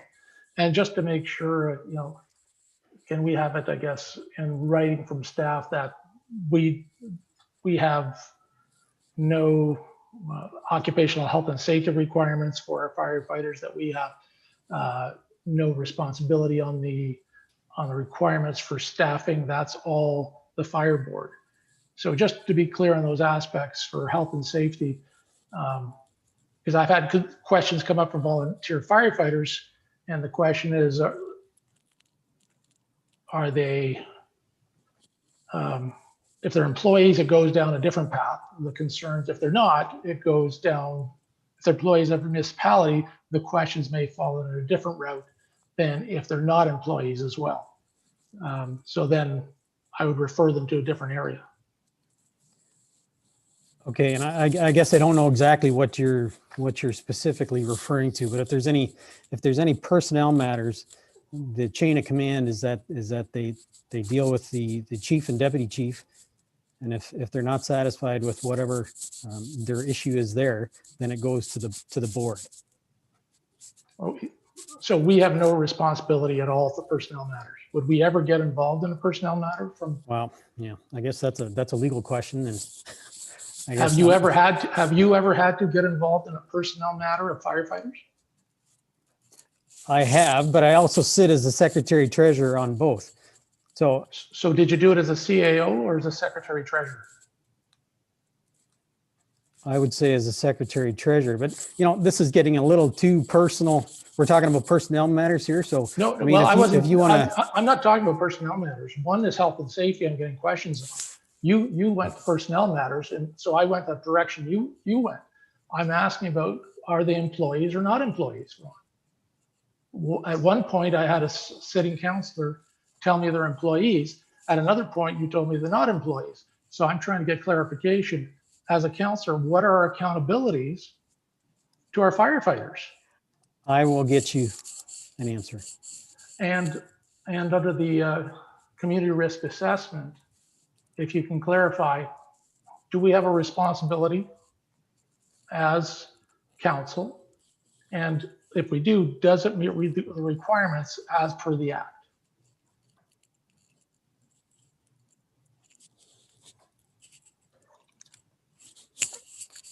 I will get you an answer. Okay, thank you. Okay. Did anybody else have any items that they wanted to be spoken to or pulled for discussion?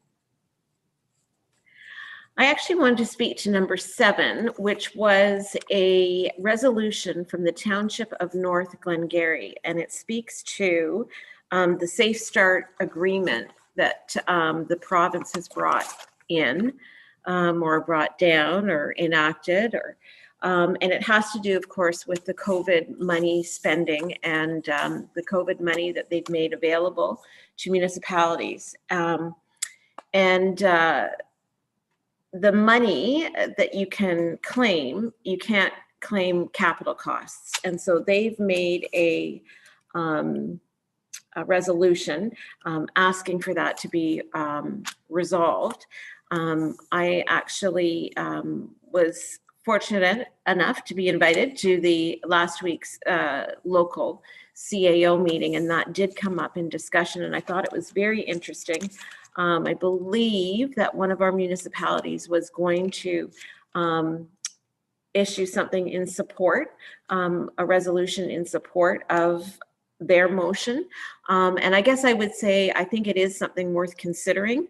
Some of the ideas of capital costs with COVID that, you know, some municipalities have had to take is certain, if they've had to bring their HVAC up to a certain, or replace it to make sure that, you know, the air circulation is better. And, you know, we have a couple of older buildings that we're responsible for. We don't know, we may have to do something like that.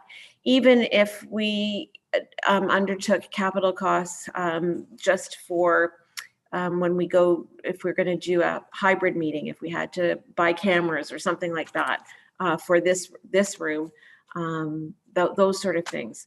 So I guess I would ask council to consider a resolution. I think, Ron, that's what it would be, or a resolution like what North Glengarry's done, or a motion to support it. What would have more bite for the province?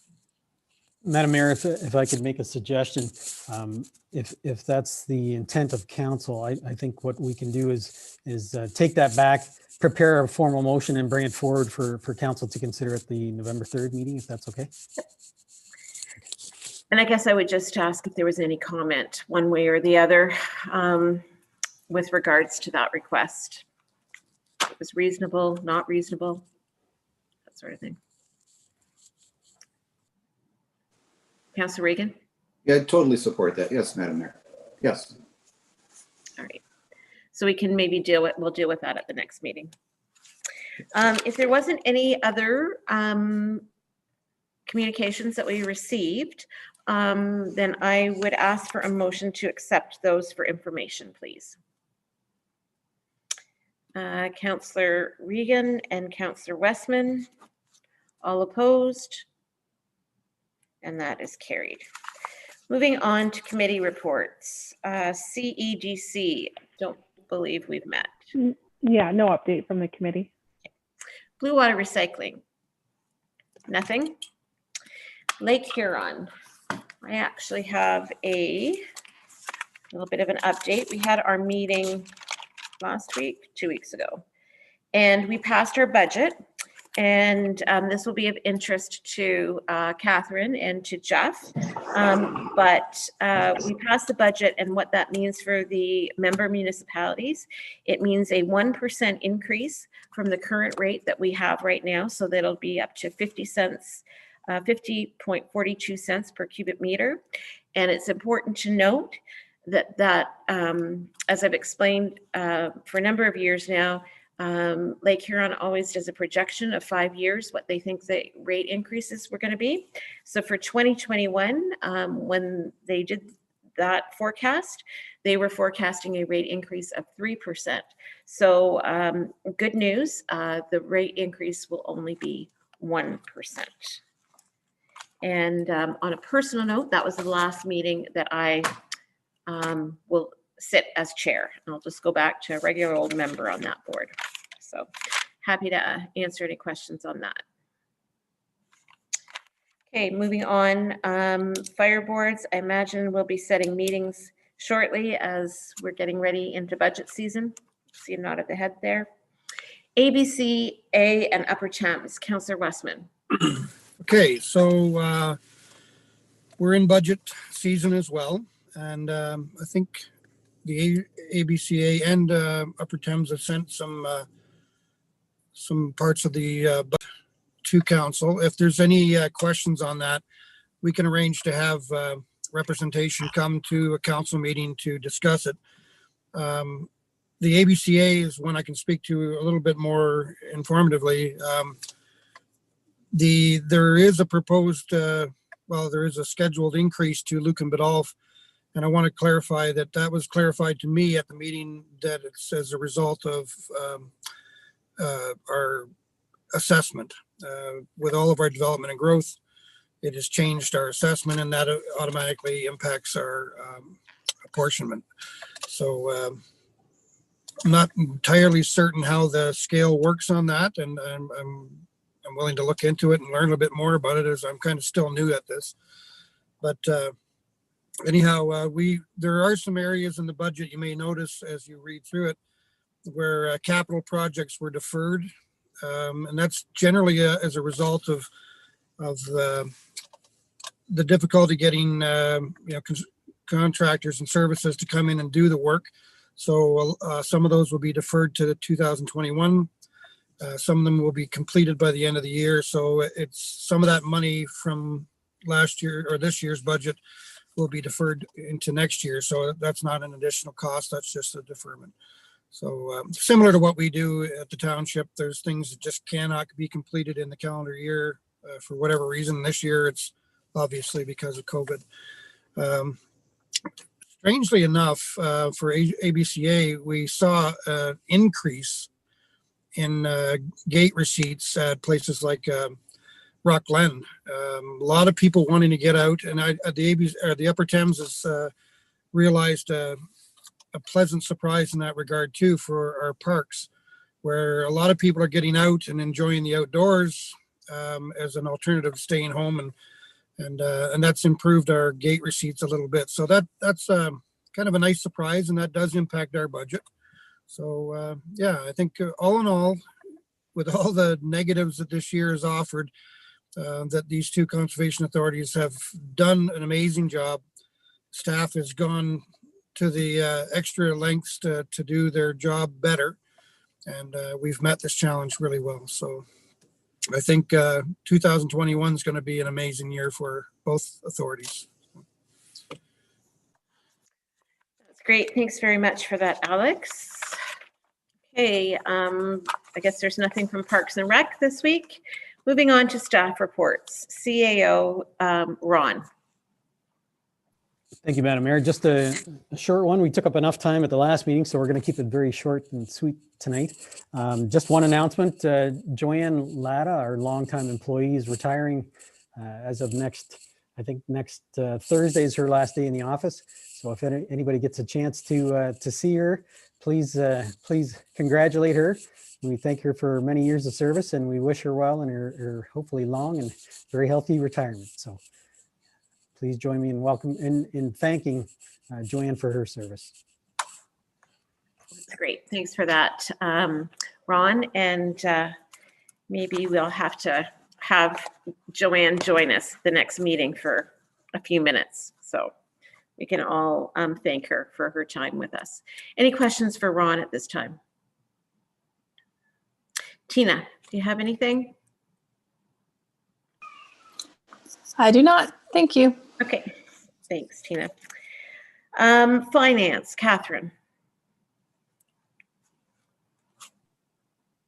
I just have a couple of things to say. So we started our 2020 interim audit, start this week, and the auditors will be in-house on Thursday, just for the one day. A lot of the stuff will be done through uploading files to them so they can maintain their, or limit their time here. And the other thing I wanted to mention was in regards to the phase 2 funding of the Safe Restart funding for the COVID-19 operating pressures for 2020. And I was reviewing the numbers, and I don't, and I'm not going to move forward and apply for that second phase. I don't think we have a need. I did a quick Q4 forecast, and we hopefully will end up with a surplus. So, and the funding that they gave us should cover our pressures, because not only did we lose revenue or have increased costs, we also had some decreased costs, which I touched on reports that I've given in the past. And speaking with the other treasurers in the local region, it doesn't seem that there's a lot of them either are going to apply as well in the county. We're lucky that most of our revenue base comes from not only property tax, but government funding, and all that has come in. We don't rely on user fees for services that were impacted by COVID-19 pandemic. So that's where that falls. That's just an update for you on what results of that. So Great. Thank you for that, Catherine. Any questions for Catherine at this time? Okay. Planning, we've looked after. Public Works, Jeff. Madam Mayor, I have three reports I'm going to present tonight. In discussions with Julie this afternoon, I said the three reports are fairly straightforward. However, they do have, each one of them has an impact on the municipality and deserve to be discussed and questions asked. So the first one is the Terry Hickson Memorial request. I had a request come in, as the report goes, it does include an attachment of the request. So there's a request to put up a sign in memorial of Terry Hickson, who was a longtime school crossing guard, and they want to use the corner at Main Street and George.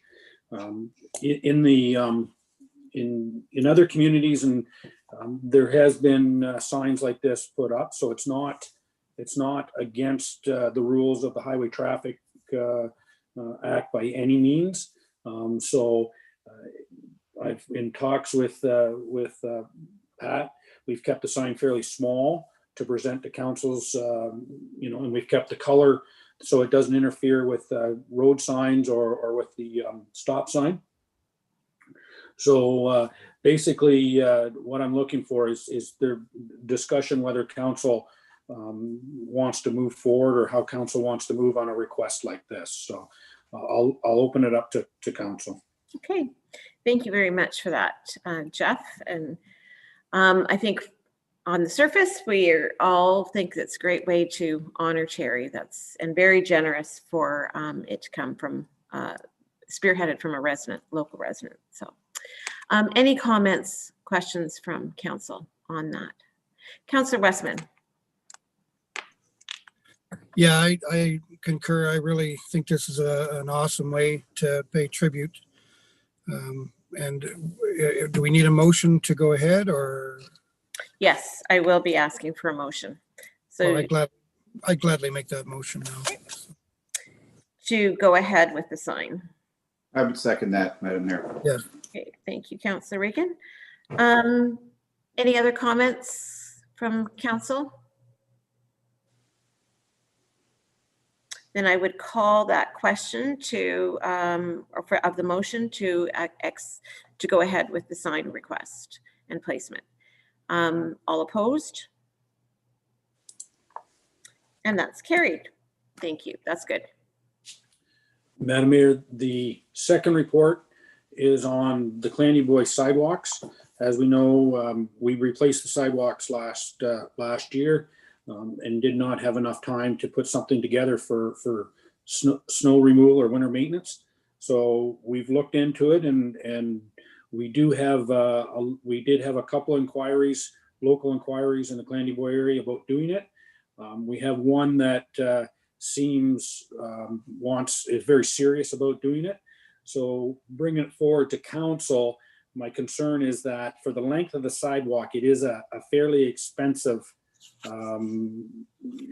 piece of maintenance. However, I think there's a need to, as council has put through in their strategic plan, they want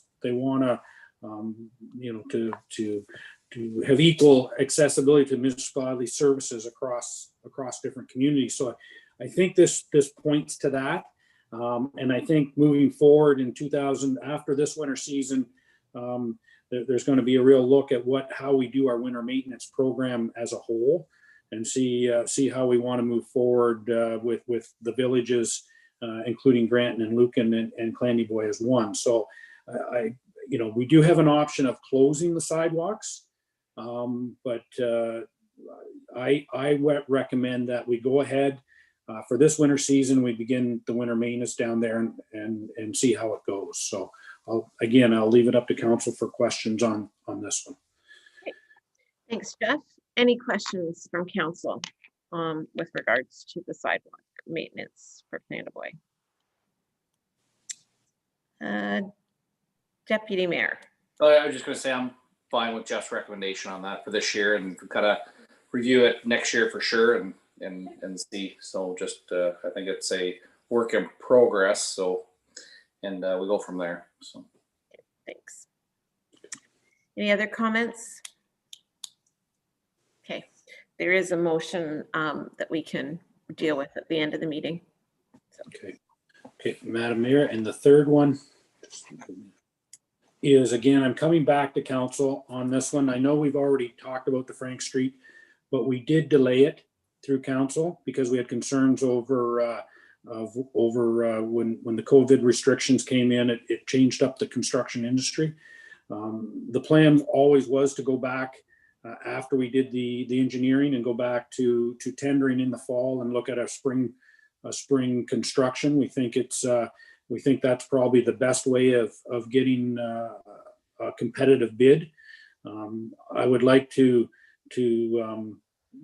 say that this is in the asset management plan, that as a municipality, we do look at replacing our aging infrastructure, and this is on the list to do. So it's fairly straightforward that way, but it is a big commitment. So I just wanted to go back to council and get reassurance that to go ahead and issue the tender this fall.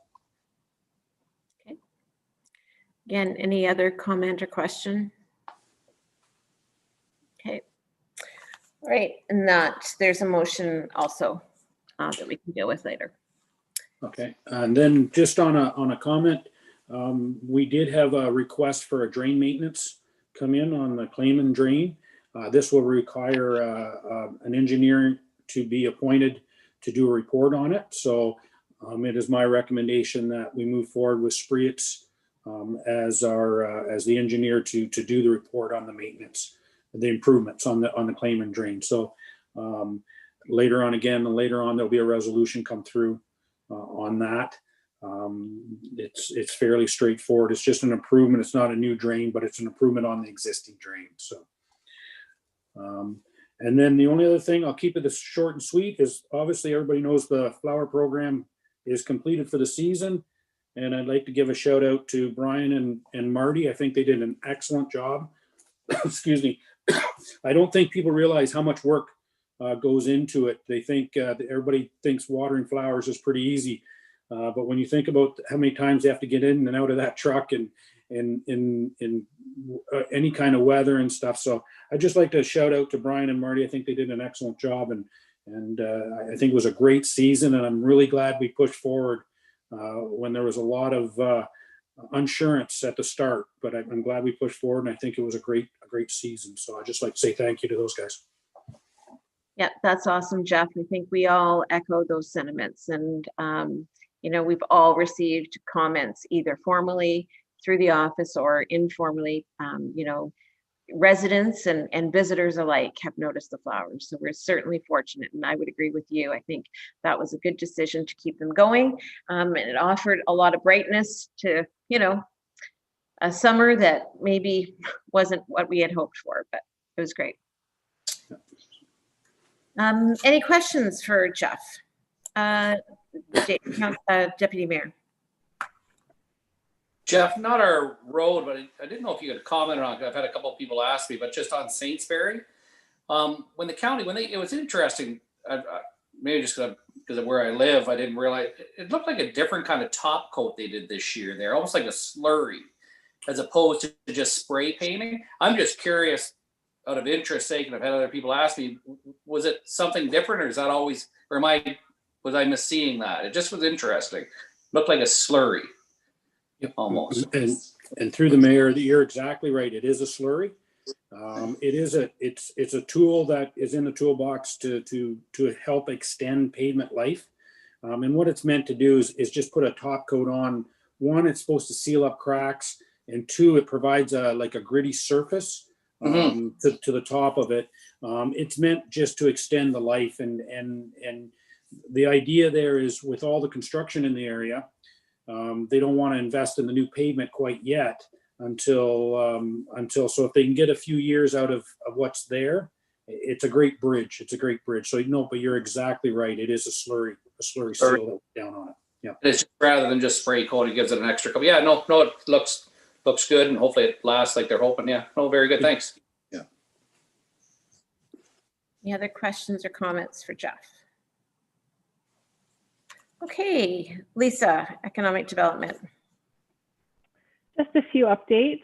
We have our results or our surveys in for our community improvement plan, and surprisingly and happily, we've had over 300 responses on the survey. So great response, $100 gift card. Look what that does. Our consultants will be consolidating all that, and I'll talk to them probably Thursday. We'll start working on some drafts to give to council, and the next workshop is Thursday, November 5th. So just a reminder, but there'll be a Zoom invite out for that as well. Just a couple of things maybe going around the community that some people haven't maybe heard yet. We announced tonight that the Lions are having a Halloween food drive on October 31st from 1 to 4 at the Lion Shed. So if you bring a non-perishable good, you will receive some candy, and all of this, of course, is done with COVID in mind, and they will be using their proper restrictions when they're doing that. I have been in discussions with the Lucan Medical Center. The doctors there are working with the health unit, and it's looking like probably November 14th, we're going to have a flu shot clinic in Lucan. We still have to firm up some things with the health unit, but looking like that's probably a go for our main hall in the arena. So that's kind of nice. We'll have something locally done. So I think that's probably it for now, Mayor. Okay. Any questions for Lisa? Councillor Regan, did you have a question? Nope, I'm okay. Nope, sorry. Okay. Thank you. All right. Okay, councillors' comments. Councillor Regan.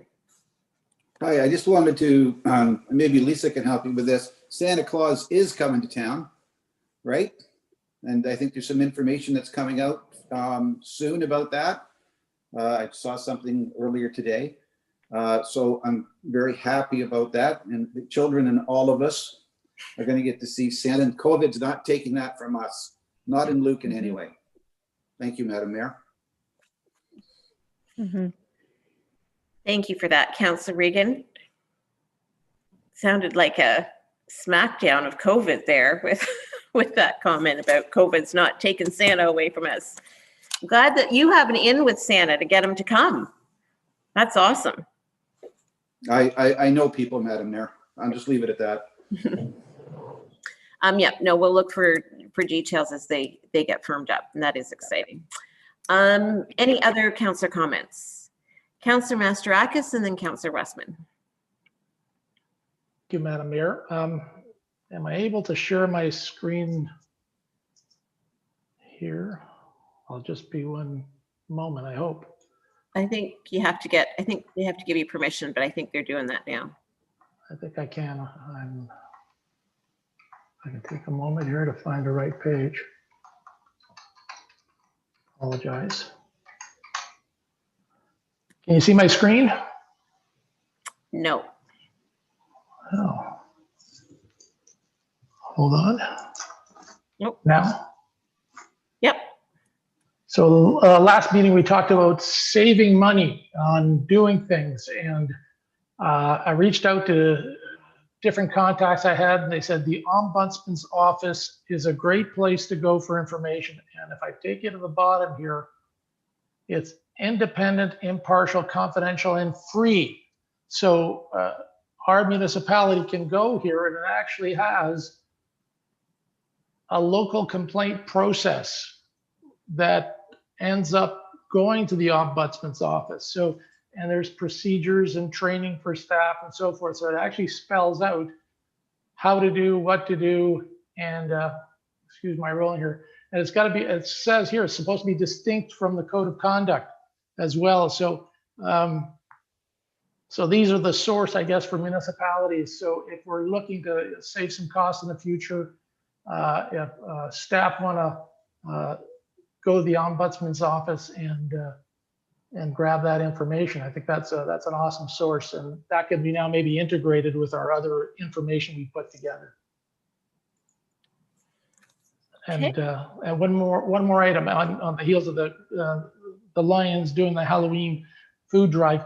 There's the Lion Shed. We've had some questions, some water issues, damage to the Lion Shed. I know it's the township property, but it started back either winter, spring 2019.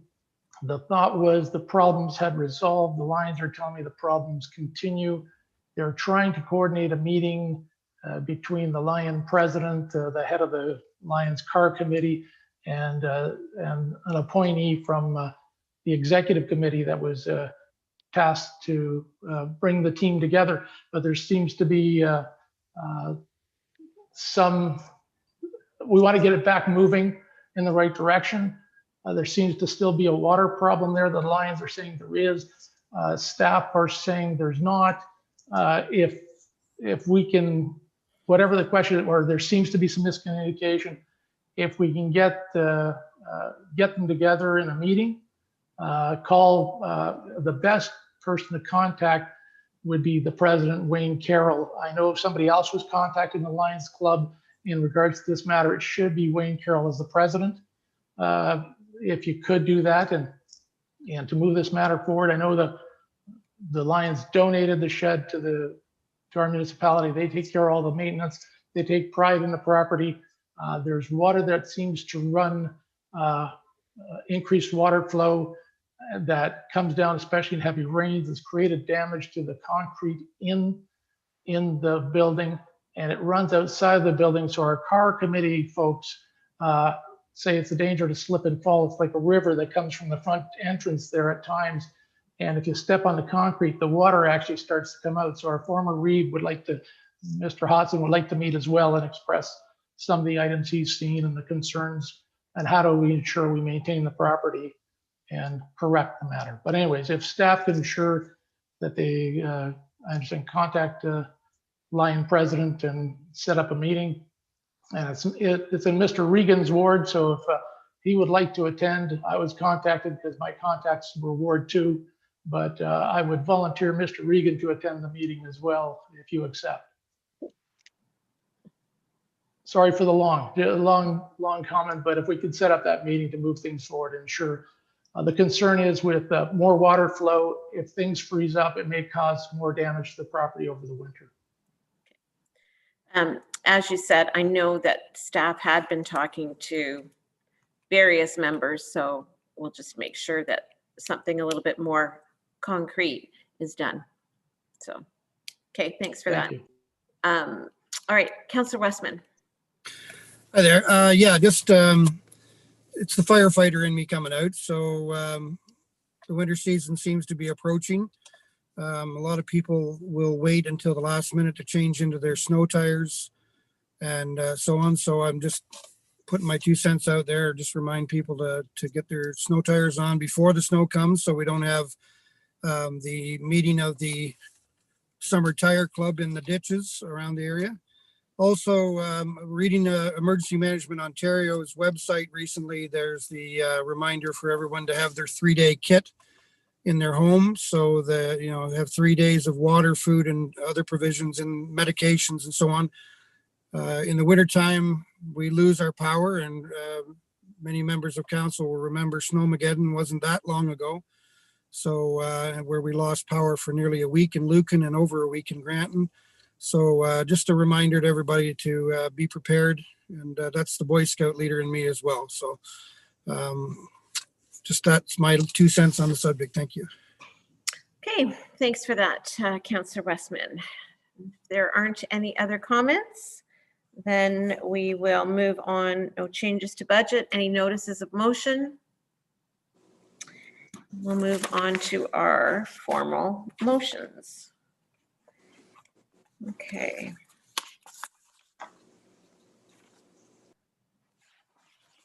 Okay, resolved that council supports the recommendation of the Public Works Manager as presented in number PW-29-2020 to extend winter maintenance to the Clan-du-Bois sidewalks. Can I get a mover and seconder for this one, please? I'll move that. Councillor Regan and Councillor Westman. All opposed? And that's carried. Resolved that council directs staff to proceed with the tender for the Frank Street reconstruction project. Mover and seconder for that, please. Deputy Mayor. And a seconder, Councillor Regan. Yes. All opposed? And that's carried. Resolved that the Council of the Township of Lucan Biddulph appoint Spreet Associates London Limited under Section 4 and 78 of the Drainage Act to prepare a drainage report for the requested drainage improvements to the Clyman Drain, subject to the required 30 days notice to the applicable Conservation Authority. Mover and seconder for that, please. I'll move that. Councillor Regan and Councillor Westman. No opposed? And that's carried. Resolved that if no one cares to speak to these bylaws on their first, second, and third reading, that they be considered to have been read a first time and passed, read a second time and passed, read a third time and passed, and that they be numbered 47-2020, the official plan amendment for 280 Main Street, 208-2020 ZBA for 280 Main Street, and 48-2020, the confirming bylaw. A mover and seconder for that, please. Oh, Madam Mayor, can that be our second last motion before the adjournment? I think there should be an accounts as paid motion in there. Sorry. That's correct, Kathy. I don't think it's printed. It didn't get printed. Okay, sorry. Sorry about that. Yep, no worries. So the accounts paid motion, I'll just pull it up. So resolved that the Council of the Township of Lucan Biddulph receive the attached accounts as paid for information as follows. For September 2020, and it's $1,689,227.54. Can I get a mover and seconder for that, please? I'll move that. Councillor Regan and Councillor Mastarakis. All opposed? And that's carried. Okay. And then, I don't think I need to read it again, but the passing of the 3 bylaws for their first, second, and third readings and to consider them read. Deputy Mayor Manders and Councillor Westman. All opposed? And that's carried.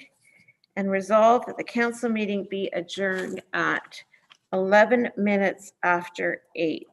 Mover and seconder for that, please. Councillor Westman and Deputy Mayor. And all opposed? And that's carried. Thank you.